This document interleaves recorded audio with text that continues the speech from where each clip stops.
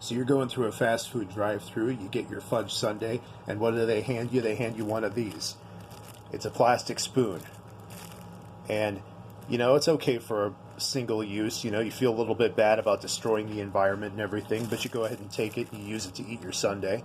And then what do you do with it? Well, maybe you feel like you want to use it over again. Wash it and you use it again. You try, using it one more time, or maybe a couple more times, or maybe a few more times, especially if you're like a college student who doesn't have your set of silverware yet, or, you're poor, or you're a slob or something, and you just decide, I'm going to just like collect these plastic silverware from different fast food places and stuff, and that's going to be my silverware.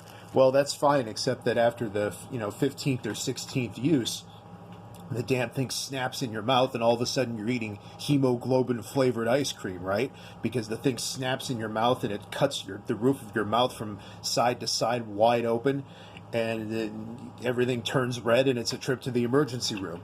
It's happened to me.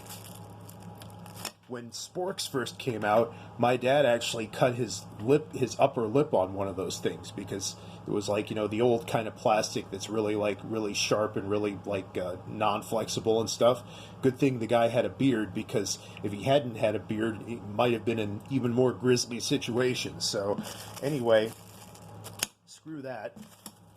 If you're going to deal with plastic silverware, I recommend this instead. And I'll show you the logo there. It's UCO. It's an UCO Spork. And these things are pretty cool. There's a health food store just a couple of miles from my house that sells these for actually only a couple of bucks each, which is a really amazing deal, because normally online, I think I can't find one online for less than like $7 and that's not even including shipping.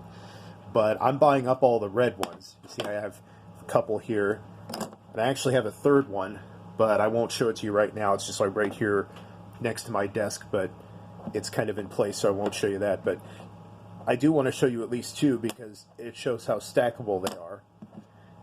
And you got the holes there so that you can tie a lanyard through it, or clip them together in some way, hang them off of stuff.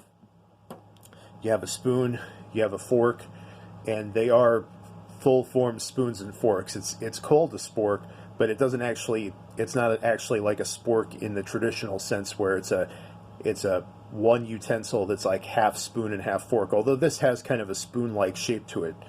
It's very symmetrical. But that is definitely a fork. That's not a spoon.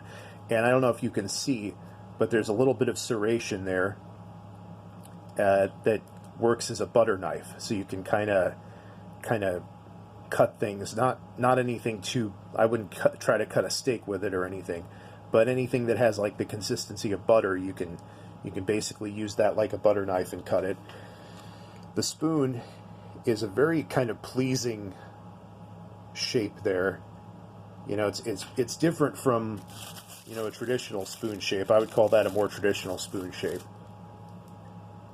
This one is a little bit different, and I like it. And I also like the consistency of the plastic. It's not smooth. It's kind of slightly rough, but it's actually kind of pleasing in your mouth.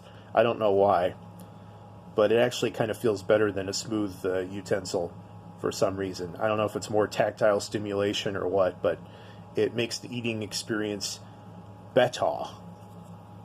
See, there's the UCO logo that's actually indented on this side. I don't really like that. That makes it kind of harder to clean. But one thing I like about plastic silverware, especially this type of plastic, it's microwavable. It's completely microwave safe. And for a couple of years, I've been actually looking for microwavable silverware, because the cool thing about that is that you don't have to actually wash it. You just put it in the microwave, throw it in the microwave for like 20 seconds, kills whatever germs would have been on there.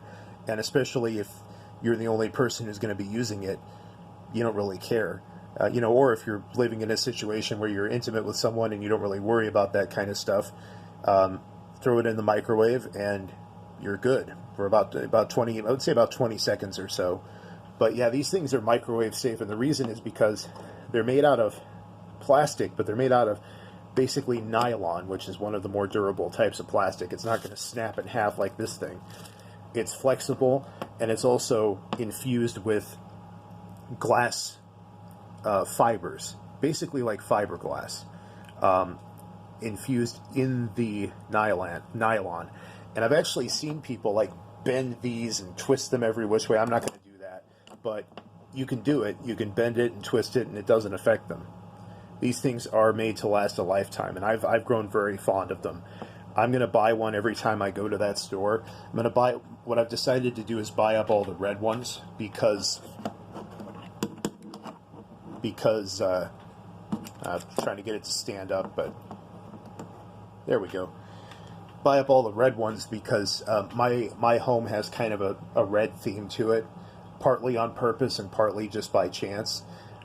When I moved in, a lot of the decor was already had kind of like a dull red, color to it, and then a lot of the stuff I brought with me, and then a lot of the stuff I've bought since has been red. So you only notice it if it's pointed out to you. But it had my place has kind of like a slight kind of reddish theme to it. So I kind of try to keep with that, and plus the other colors that these come in are frankly kind of dull.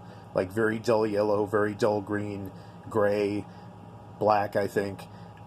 Red is the only one that's kind of eye-catching, so I decided I might as well, and plus it's a way to kind of limit it so I don't just buy up all of the sporks in the store. But yeah, I'm going to stick with the red ones.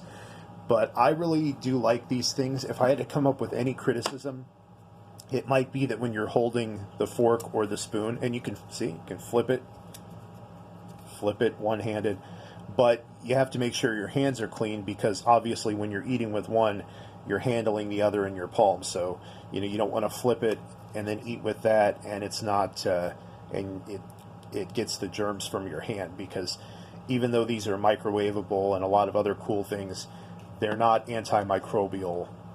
Be cool if they were, but even if they were, you wouldn't want to count on that. But it's certainly ergonomic, and it's certainly space-saving to have them just be one utensil with one on each side plus the butter knife, and have them be stackable like that. That's really cool too. But I wanted to kind of talk a little bit about silverware and about how it reflects the changes in society. Like, for example, how in Victorian times, the dinner experience was not about convenience. Like, really nothing back then was about convenience. And even all the way up into post-World War I, like the 1920s, everything was, there was more of a sense of occasion about things. You had your fine china, your fine silverware, your fine dinnerware.